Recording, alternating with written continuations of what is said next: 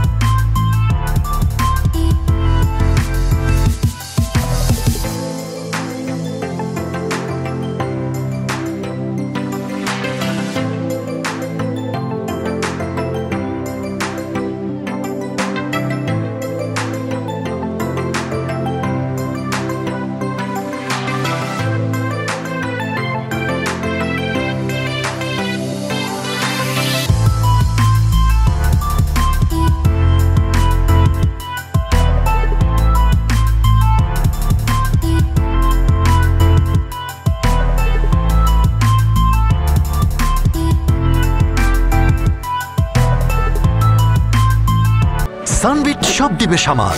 Sunbit magic press dishwashing এর মাথা ঘোরানো সলিউশন।